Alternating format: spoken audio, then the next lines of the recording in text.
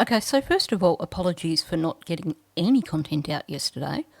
I know I said that I wasn't sure if I would get a live stream done, but as you noticed, I also didn't get a regular video done. It was just one of those days. I had a tradesman there in the morning, took longer than expected with that, and spent half the afternoon trying to set up my new audio interface, which just ended up in failure. I've just had to reconnect to my old interface yet again. I'll do some troubleshooting again tomorrow probably.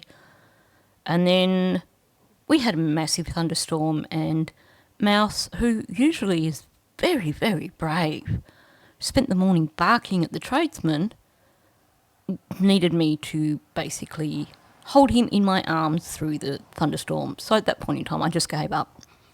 So today's a new day, and I'll hopefully get this done this afternoon, get it out to you this evening, which would be this morning for Canadians and Americans. So we're still going on the interview that happened with Daniel. Like I said, I wanted to take my time with this and really go through it carefully. Firstly, because it probably will be the last interview we have from him, but also because there is a lot here that needs to be unpacked. And I know I take longer than most to go through these interviews, but I think when I look at it, it's because usually what you're getting is you are getting either speech analysis, body language analysis, occasionally a bit of psychology discussion, but I tend to draw it all in together.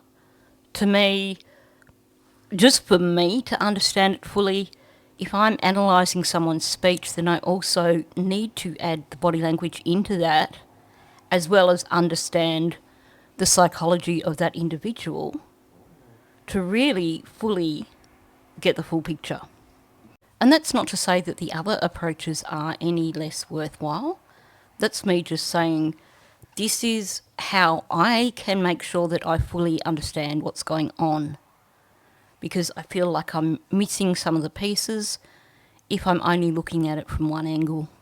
So before I start, I do want to thank new subscribers, I want to thank members, and I want to thank those people who've been doing super thanks, super chats, and buy me a coffee.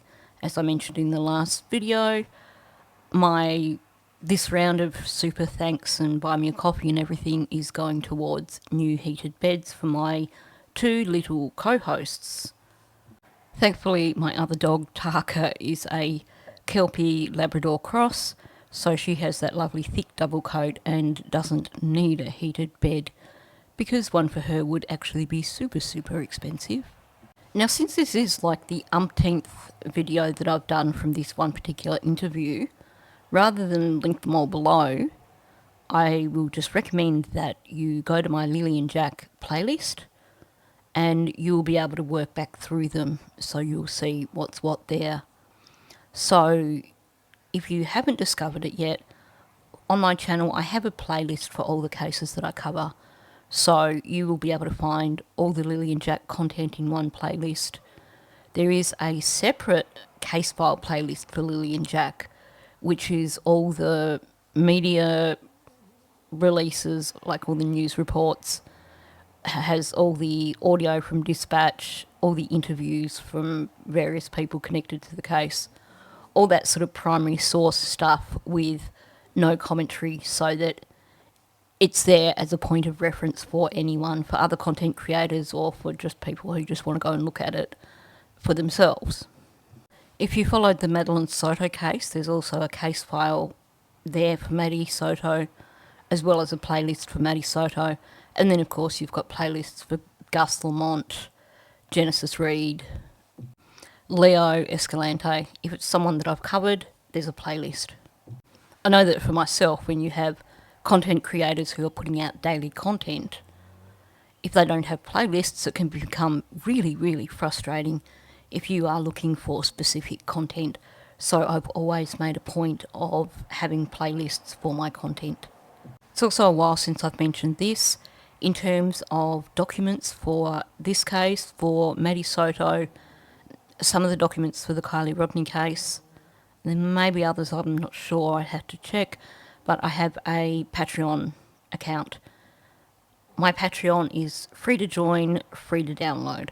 So, yes, you can support my channel if you like. There's, I believe, a $1 tier and a $2 tier that I set up.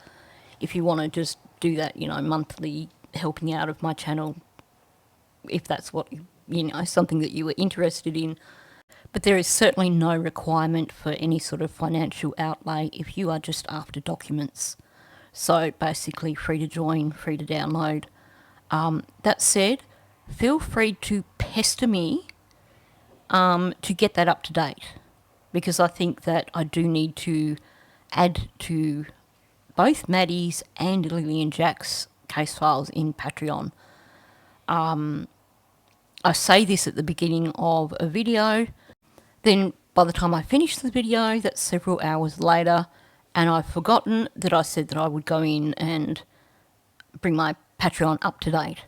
So if you are after stuff on Patreon and it's not there, please do bug me. Send me a message or email me and say, Ninchi, get yourself organised, get this stuff on Patreon now. I will not be offended. I have ADHD. I forget to do these things. And yes, I do make notes for myself, but either I make notes on the notepad where I'm jotting down my thoughts as I'm doing a video, or if I do them on a sticky note, that gets lost in amongst other sticky notes on my desk, and then I still forget to do it. So please never feel that you are going to offend me by reminding me of something that I said I was going to do and I didn't, because that's just the norm for me. I think probably the best description I've heard of ADHD is it's like you've got 20 tabs open on your computer. You don't know what's in that first or second tab because you haven't looked at it in ages and you've got all these other tabs open.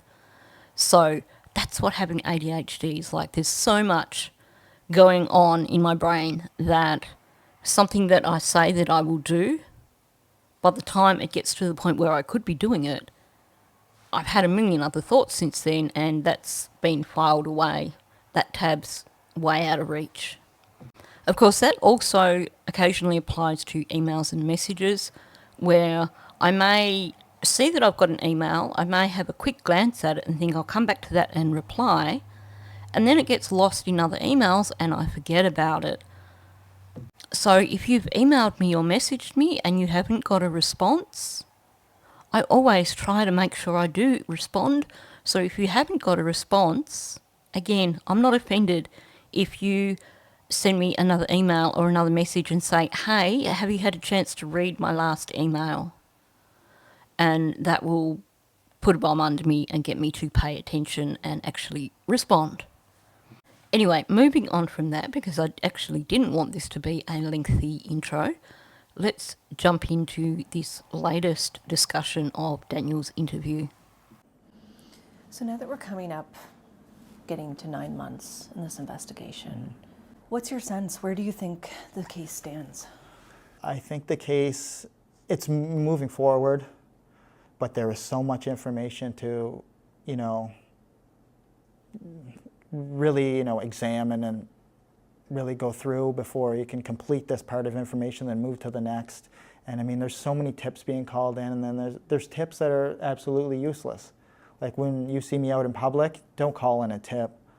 I mean, that's just total nonsense, because you're slowing down the investigators and you're slowing down the social media team that they have, and or the guy who checks the tips and he reviews the tips. I mean, you slow him down when you're just putting in tips that say, well, we seen Daniel at a gas station buying a Gatorade, because that has happened. Right. Okay, so again, there's a lot to unpack here, so I'm just going to do it in the order that I made notes, essentially. So, first of all, the goal here for him is to trivialise people putting in tips. Don't forget, this is someone who has a desperate need to control everything. And for him, one of the things that he really desperately needs to control is people putting in tips, especially if those tips are about him. And you will notice that he does zoom in on the tips that are about him. So the aim here is to discourage people from putting in tips, to make them second guess themselves in terms of whether or not they should put that tip in. He's gaslighting people who put in tips. He's saying that there are tips there that are absolutely useless, tips that are total nonsense. That is intended to make people feel stupid for any tips that they may have already put in, and also, like I said, to make people second guess, to make them think, oh, if I contact the RCMP with this particular tip, are they just going to think that it's total nonsense? And of course, he's also playing on people's concerns by suggesting that these trivial tips, these useless tips, are what is slowing down the investigation. So it is making more work for investigators that they just don't need. These are just stupid tips. And it's because of them that the investigation is so slow. And then we get this BS claim of someone putting in a tip about seeing him at the gas station buying Gatorade. And him going, because that has happened. I'll double back to this when I talk about the body language side of it. But when someone has to tell you that has happened, that means they are trying a little bit too hard to convince you. It means that that probably really didn't happen. What he's actually trying to achieve here is to convince people that if you put in a tip that is absolutely useless or total nonsense, that you are going to be ridiculed behind your back. So this is yet another device in terms of trying to convince people not to put in tips. Hey, guess what? If you put in a tip that is deemed to be stupid, we're all going to be laughing about you behind your back. People are afraid of being ridiculed. That's part of human nature. So he's basically putting in every technique he can to discourage people from putting in any additional tips about him.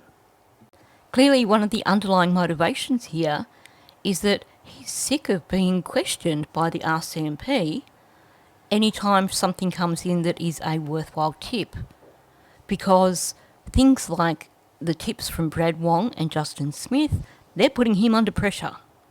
So the goal here is to stop those tips from coming in so he doesn't have this continued pressure, so he doesn't have the RCMP continuing to ask questions. But obviously that's not something he can say, so he has to gaslight and trivialise. And then he also goes for the approach of, this is you guys who are hampering the investigation. How are you hampering it? Because you are slowing it down with your unnecessary tips that they have to check, and you are impacting on these poor, hardworking RCMP staff. So it's deflection. Look what you're doing. Look how you are impacting on these poor staff members with the RCMP, and look at me being so sympathetic towards them. And of course, the really significant thing here is that none of this is about Lily and Jack. All of this is about Daniel. If he was genuinely concerned about finding out what happened to Lily and Jack, finding out where they are, then he wouldn't be bitching about people putting in unnecessary tips. He would be saying he's grateful for people putting in tips, even if they don't pan out. At least they are putting them in, and who knows what teeny weeny little bit of information could be that one puzzle piece that they are looking for. But that's not the perspective that he's giving here. The perspective he's giving here is, if you put in a tip that is trivial, well, you're just going to be laughing stock. If he really cared about them finding out what happened to Lily and Jack and finding Lily and Jack, then rather than talking about the amount of extra work it's creating for staff on the RCMP, he would be pressuring the RCMP that if they're having trouble keeping up with the tips, why can't they put extra staff on to help deal with the tips? Or he would be publicly expressing his gratitude for the number of hours that they are putting in, doing such a thorough job of following up on tips and following up on additional tasks that come from those tips. And of course, he's still trying to give the impression that he has intimate knowledge of the inner workings of the investigation, that he is included in all the conversations, when what he's actually doing is showing how much he doesn't know. He talks about a social media team and the guy that checks the tips and reviews the tips. Like they're little minions in their little boxes that have just this one role that they have to do, which is not how it works. In terms of social media, a lot of that monitoring is done through software. And then when things are flagged up, yes, there will be probably analysts that it goes to, but it's still within the investigative team and they have other roles.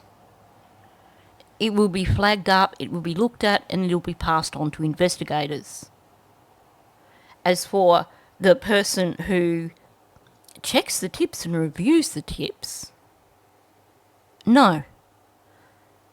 In any case like this, you have an inner circle in terms of investigators. They are the only people that have the full knowledge of the case. So when a tip comes in, it goes to investigators. And they deal with it within that inner circle of investigators. They have to look at the tip, regardless of how ridiculous it might seem. They still have to follow up and close that tip. And then if there are additional tasks that arise from one of those tips, it still stays with investigators. They're not going to outsource people dealing with those tips. It is going to stay within that inner circle. This is RCMP, not Willy Wonka's chocolate factory. They don't have a bunch of little Oompa Loompas who run around doing specific tasks that are just for them. But he's trying very hard to give the impression that he's involved in all this, that he knows exactly what's going on, that he is being kept in the loop in terms of all the inner workings. Jack and Lily weren't his children. Once Malaya left him, when they were no longer together, he was essentially became nothing in terms of relationship to these children. So in terms of updates would go directly to Malaya, and they would be very limited too, because I have no doubt that the RCMP are of the belief that she has awareness of what is going on, so that she knows what happened to her children. So they are still going to be very careful not to say anything that's going to compromise their investigation. But in terms of communicating with Daniel, that communication would have been solely for the purpose of the investigation. Feeding him information to see what he does with it, or giving him information as part of an interrogation. And we know she wasn't asking for a case overview here. She did an interview with Rob McCammon mid-December. This interview was, early January. So she had already done an interview with Rob McCammon a few weeks earlier. That's not what her goal was in asking, what's your sense, where do you think the case stands?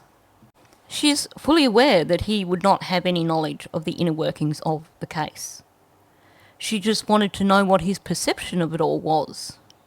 And, I mean, realistically, Daniel has basically shown here how clueless he is, despite trying to give the impression that he actually knows what he's talking about.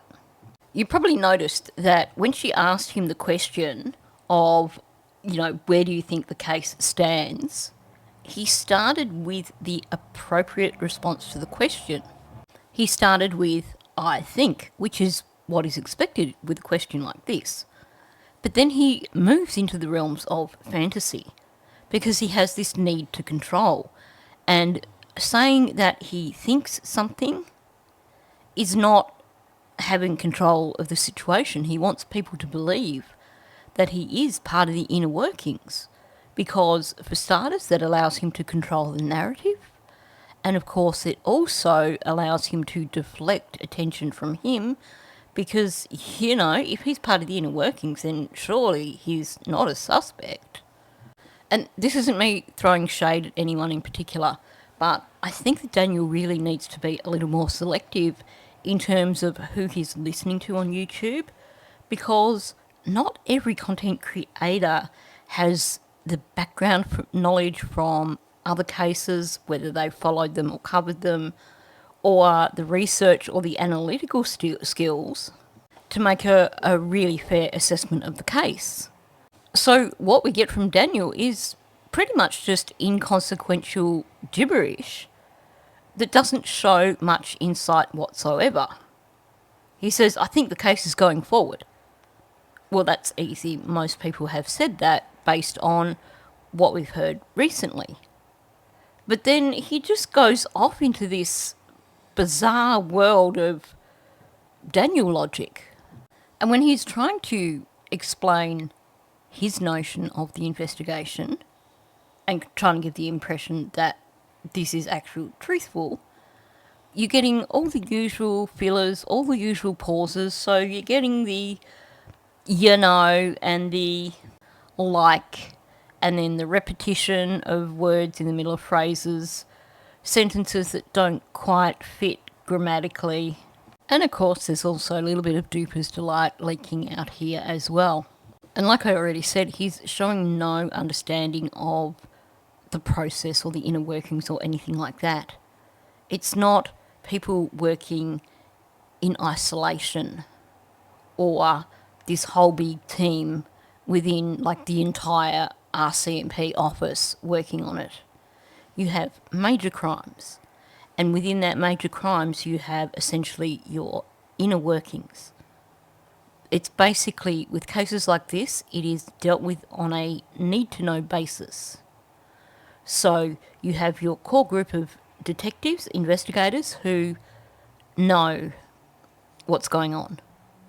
And then you have other people like your analysts and stuff who deal with basically what their job needs them to deal with. That is all. And he really does give himself away quite a lot there. So when he's talking about so much information, you get all the pauses in between, you get the you know with the filler. And then straight after saying, so it's like so much information to you know, and before he goes on, you see the lips lock and a grimace. He's giving himself away here big time. He knows because it's been publicly stated that they've had over 1,000 tips and that those tips have generated even more tasks. And this is something that he's not happy about because obviously this puts them closer to making arrests. And I think by now we can all be pretty confident that we know where those arrests are going to be aimed.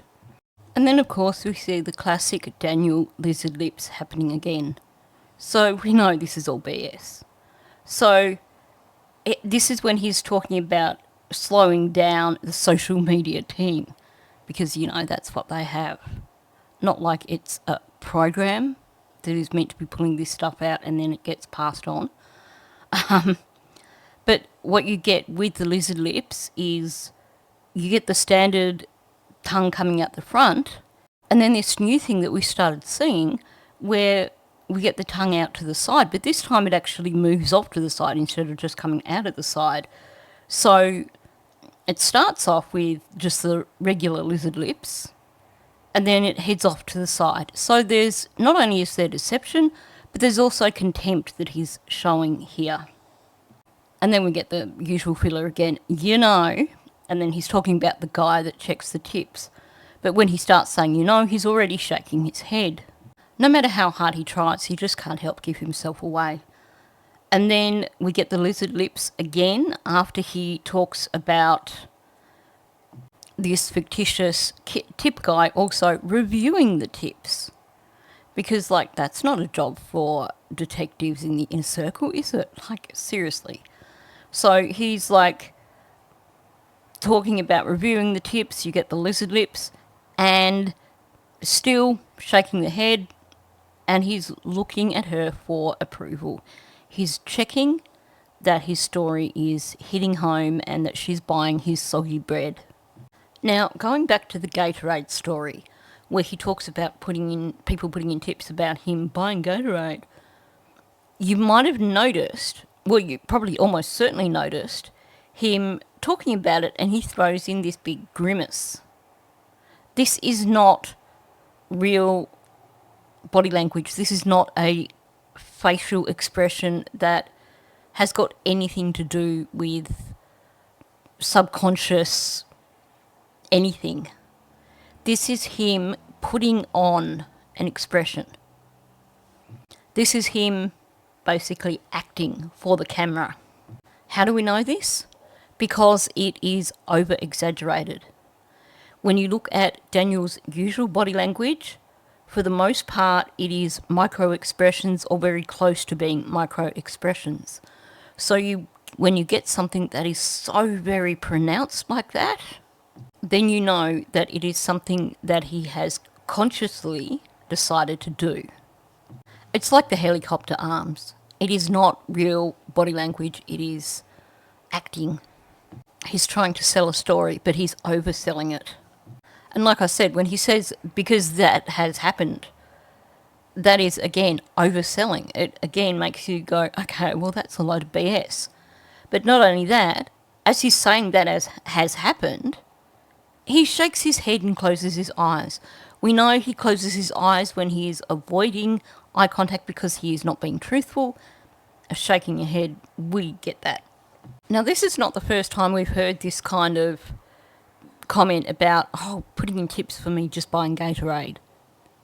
This is him having found this story some time back, several interviews back, possibly with the turkey guy. I can't remember where it came in. But basically, this is something he's come up with because he thinks it sounds witty, he thinks it's convincing, and it is, of course, attempting to embarrass people who put in tips that they may suddenly think are trivial. He wants to trivialise people putting in tips. And this is something that he's come up with in the past. He thought it was pretty clever in the past. And now he can't remember what the story was that he used last time. He's come up now with the Gatorade story.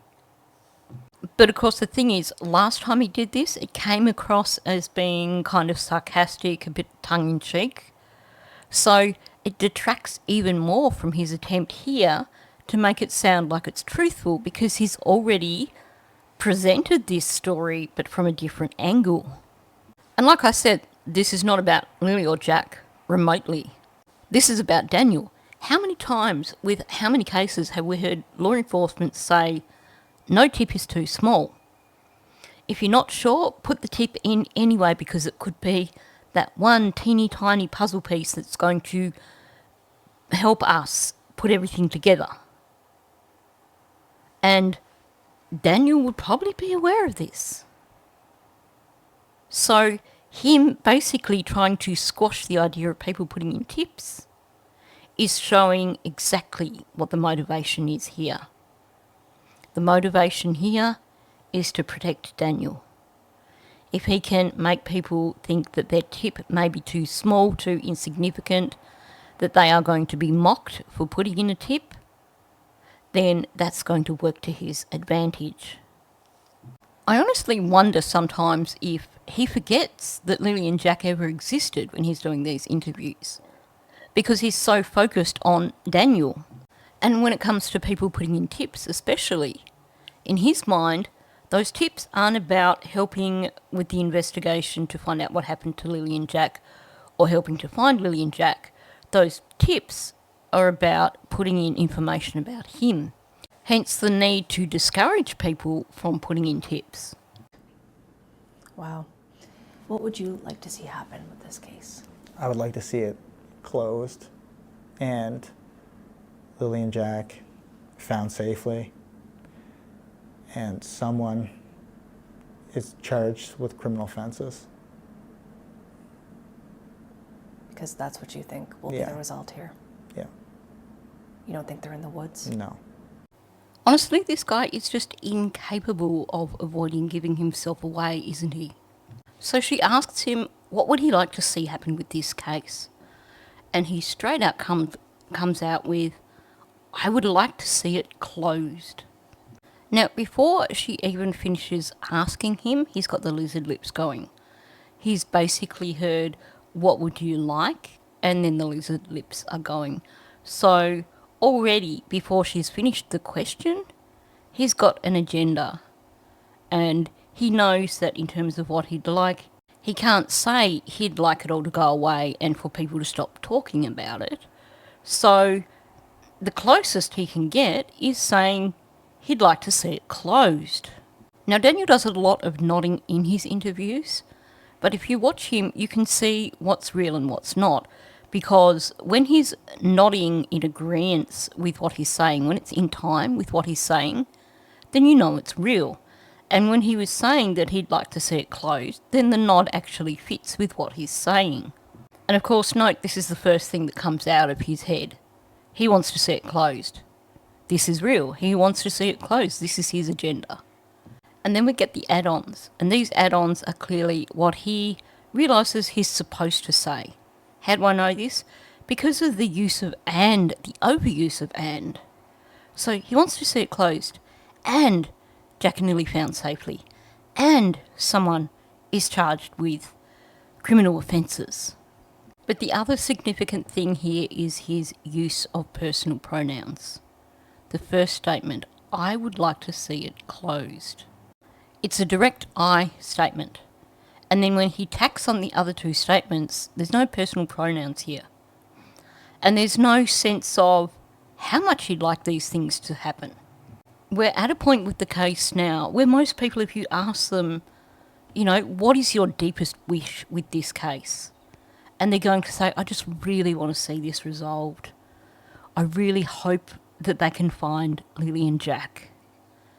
So you'll note the difference there. There's the really hope or really want.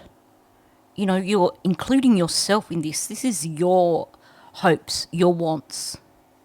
Not just a general statement of, "and Jack and Lily found safely."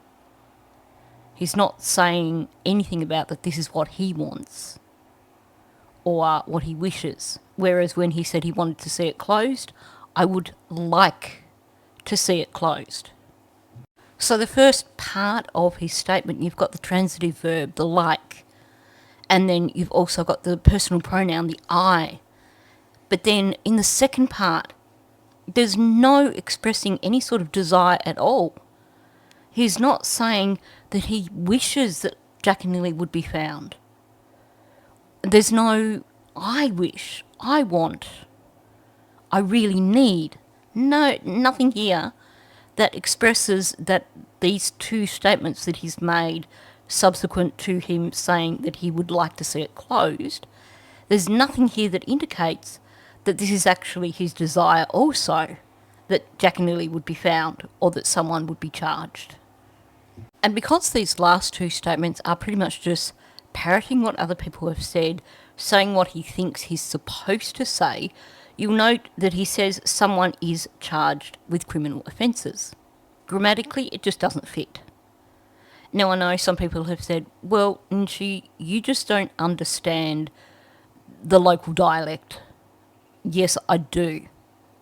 I'm basing this on Daniel's previous speech patterns. We've got several hours worth of examples of Daniel's speech. So when something like this is out of place, then yes, obviously the first question is this just local dialect that just doesn't quite fit, or is it actually him saying something slightly out of place because he's not really being truthful here? The other thing that you might have noticed is that, almost with exception, people who are not connected to the case, when they're talking about what they want to see happen, they don't say, "We want to see someone charged." They say, "We want to see the people responsible charged. We want to see justice, and we want to see the people who are responsible held to account."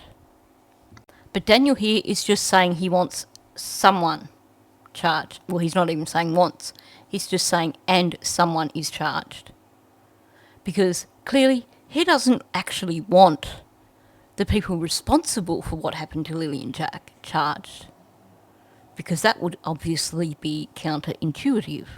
It's interesting too that he refers to criminal charges plural, and I think this is probably reflective of major crimes basically during their interviews with him, pointing out that whoever is responsible for what happened to Lily and Jack will be facing criminal charges plural, because aside from whatever it was that they did in the first place, they will also be charged with, and this isn't the correct terminology because I don't know if I can say it on YouTube, but tampering with somebody who is deceased.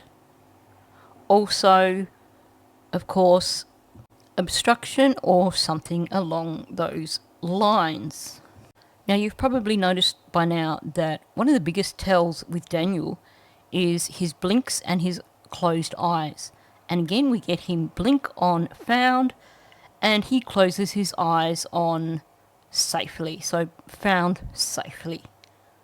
Because, of course, while he is carefully monitoring Angela's reaction to what he is saying, at the same time, it's that sense of he doesn't want her to see in his eyes that he's lying.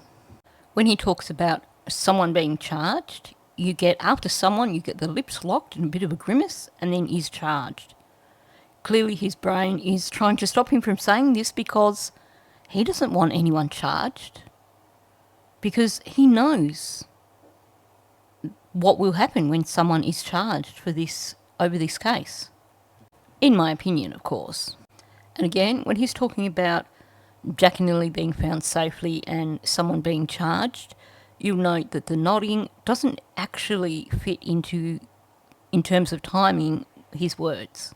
Especially when he says, and someone is charged with criminal offences, it's like he only realises as he's saying offences that he's meant to be nodding here because it is a delayed response. And again, he gives himself away when she asks him, that's what you think will be the result here? Because he's trying to nod, but what you see is it's more of a sway. It is more of that self-soothing thing where someone is kind of rocking back and forwards. And in response to her question, he says yeah, but he says it twice. The first time, she hasn't even finished speaking, and you get this quiet yeah. She finishes, and then you get another equally quiet yeah. He's not as loud as usual. This certainly suggests that this is not something that he wants to admit to, but having just basically said all these things, that is the appropriate answer, and it is also the correct answer. So she's like, that's what you think will be the result? You get the sway that's accompanying the nod and the two quiet yeahs. He knows. And it's not something that he's overly comfortable with, clearly. This, to me, shows that he is feeling the pressure. When he did this interview, he was feeling the pressure. And I think that explains his body language, his outlook. When he did this interview, he was already realising that the writing is on the wall. And of course, she asked him, you don't think they're in the woods? And we get a very confident no, with a shake of the head that matches the language perfectly. No, he doesn't believe they're in the woods because he knows they're not in the woods. Now, the next part of the conversation is extremely revealing. So, ever since May the 3rd, when Malaya left, his approach has been the same. He has, at the most, just stopped short of directly accusing her of being the person responsible for what happened to Lily and Jack, of being the person responsible for their disappearance. Now, true to form, he has not outright come and said, Malaya did it all. Malaya is responsible. He has basically given people just enough information, just enough of a nudge to make sure that that's the conclusion that they come to.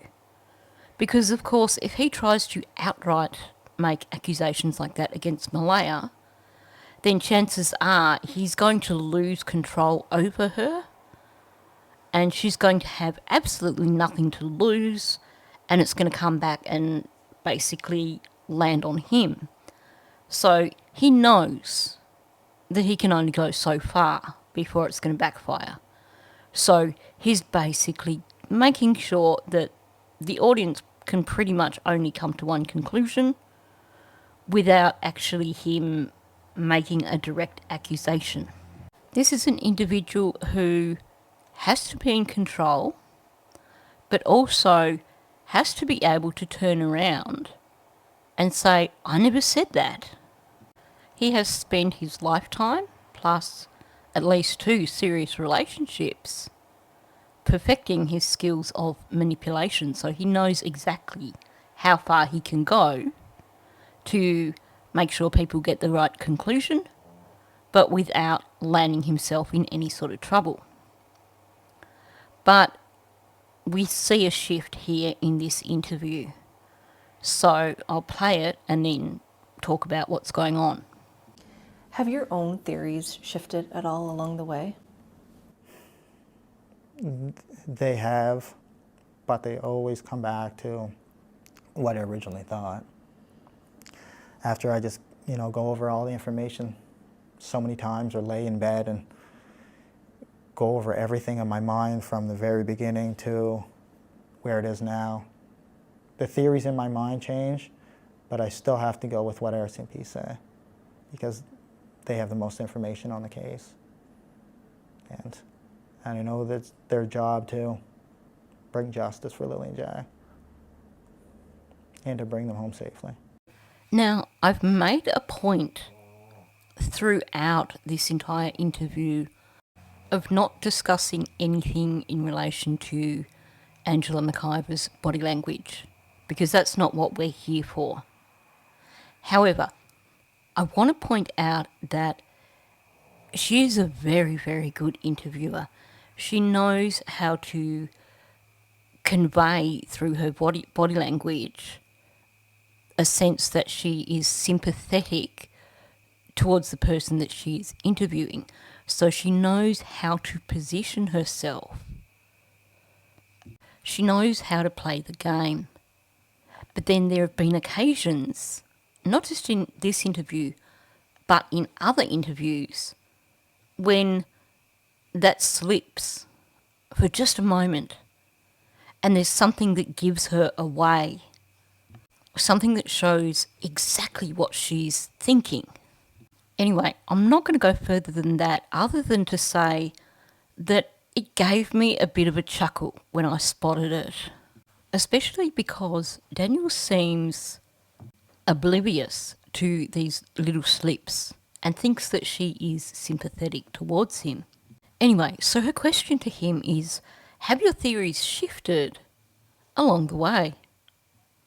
And straight away you see the lips clench, and he's really battling with this. This is usually the point where he takes things as close as he possibly can to accusing Malaya. But it's quite apparent here that there's been some sort of shift. He is essentially shackled and he can't go as far as what he would normally do. So you see this initial reaction from him where he clenches his lips, he sighs, he looks down, and his neck muscles go really tight.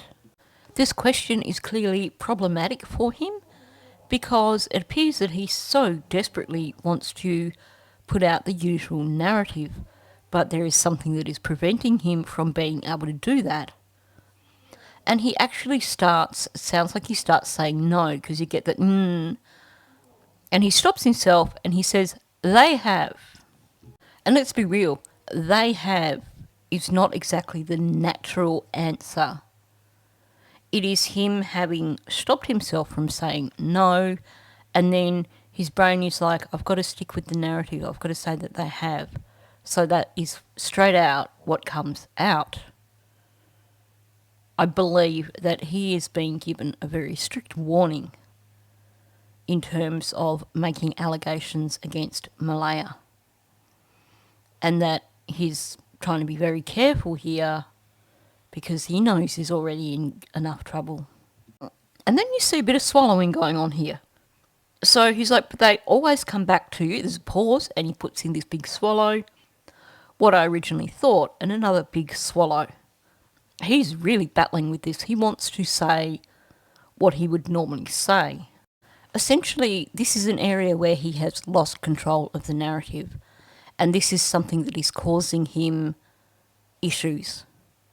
Hence the swallowing. But not only that, he's really struggling to make eye contact. So it's no longer the I'm feeling super confident and I want to see how my story is landing, so I'm going to keep checking on you to make sure that you are buying my story. It's this is the only story I can use because I can't go with my preferred narrative, so I'm just not going to look at you, because essentially he can't change back to his original narrative, so he doesn't really need to know how the story is landing. Now he's being very careful here, trying to keep his head still. So he says when he goes over everything in his mind from the very beginning, and then you get the head shake coming out. So he's tried to not give himself away with any movement of his head, but it just has to come out. And then he goes on with to where it is now, and you see him tilt his head. This is him showing contempt. He is pissed off about where things are at. This is not how he planned it. This is someone who is used to being in control. This is someone who from day one of the case thought he had control. Thought he had control of the narrative, thought he had control of where the investigation was going, thought that nobody was actually looking at him. And then over time, people started to wise up, information started coming out, and he has been gradually losing more and more control. And this has rocked him to the core. So it's not surprising that you get this head tilt when he says to where it is now, because he doesn't want it to be where it is at that point in time. And like I said, he's trying really hard not to show any body language, not to shake his head or anything like that, so he's being really still. And I think it's because of that he's got this really cold stare. So he's no longer looking away or looking down, he's just got this cold stare. And no movement of the head. He says, the theories in my mind change. He's so still, but then he shakes his head. He just cannot subdue it. He's trying really hard not to give himself away with his body language. This is obviously something that is really, really difficult for him. This situation of not being able to control the narrative in the way that he would like, and he's trying his best to contain his reaction to it. But it just keeps leaking out. And he says, I still have to go with what the RCMP say. And it's at that point you see the chin's gone down and he's looking up. This is the protective position that you see in people when they're feeling threatened, because it is the human instinct to protect the throat, because obviously that is a weak spot for a person. Now, I'm going to put a pin in that and come back to that, because I do have more to say on that. But I want to finish talking about this particular part of the interview first. So, you see him actually nodding when he says because they have the most information on the case. He is acknowledging here that they do know a heck of a lot about the case. So to me that's actually encouraging in terms of what the RCMP knows where they're at. And he's giving himself away there saying, hey, they know a lot. And then he says, and I know that's their job too. And then the lips lock. And you can see the beginning of a grimace there. Just a slight grimace happening. And then he finishes with, bring justice for Lily and Jack. Which is followed by the lizard lips. And then he closes his eyes pretty much the entire time when he says, and to bring them home. And he opens his eyes for safely, basically checking to see how that final performance landed. This is not a comfortable topic for him at all. You can see the struggle that's going on here. Now, I've been mistakenly saying that the first interview that was done at this community hall was also done with Angela, but actually I was wrong. I just went to get a clip from that one and realised that it was actually Kayla Hounsell, I think that's how you pronounce it, who did the last interview in that community hall. But I don't think that matters in terms of what I'm going to show you here, because I think this is the perfect way of finishing looking at this interview. So they're actually positioned in the same spot. In the first interview with Kayla, she is sitting much closer to him than what Angela was in this latter interview. Also, you can see Kayla is far more relaxed. She's leaning back in the chair, legs crossed, doesn't look stressed. This is back in June or July, I think it was. Daniel is also far more relaxed. You can see he's got his feet crossed. He's got his arms more relaxed. He is leaning back in the chair. He is in a position where, were he in the need to get up and go, it would be more difficult because he would have to uncross his legs. He would have to actually then physically stand up. He would have to lean forward and stand up. It is a relaxed position. It is a position where someone is feeling safe and confident in their surroundings. So we go down to the bottom. First of all, even though, like I said, you've got Kayla at the top, you've got Angela down the bottom, you can see Angela's not relaxed. Now, I said I wasn't going to comment on her body language, but I am just going to comment on that because that came across in the interview that she did just after the cadaver dogs as well. I think it was her. You can see that she is in that fight or flight position. She also has her feet on the floor. She is leaning forward just a bit. She's not relaxed into the chair. She's in a position where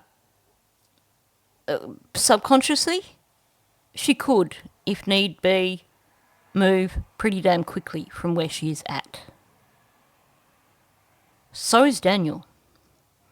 We can see in this instance he's far from relaxed. He's also far from confident. He now is slouched forward. That is protective stance. Now in the shot that I've used here, he isn't quite as hunched in terms of protecting his neck, but you can see the shoulders are forward. That is still that protecting the core. It's, some people refer to it as a turtling kind of pose. It's protecting the inner core. You'll also notice the muscles in his arms are tense, as opposed to up the top where you can see they are relaxed. They are, the top one, his arms are just resting on his legs.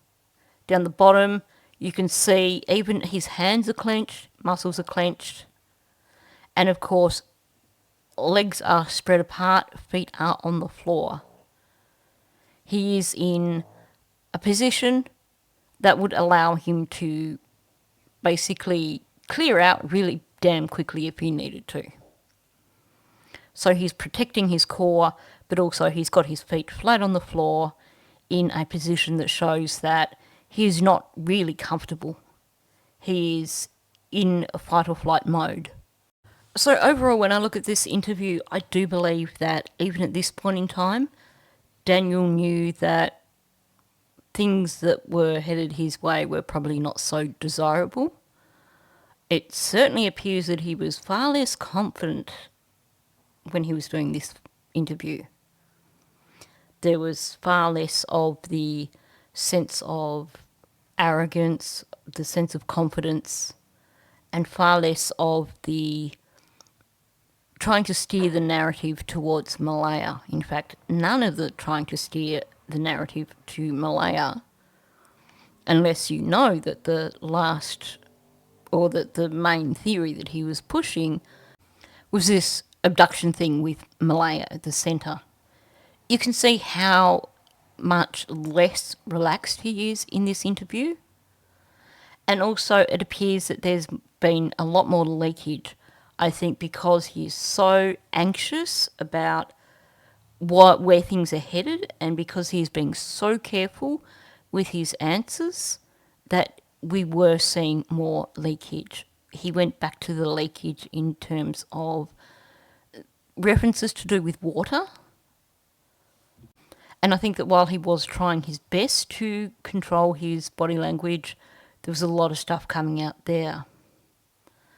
Now, someone mentioned in, I think, the previous video, in terms of the references to water, and there was a comment that, you know, they wondered if maybe the children were in water. I don't believe that they would be.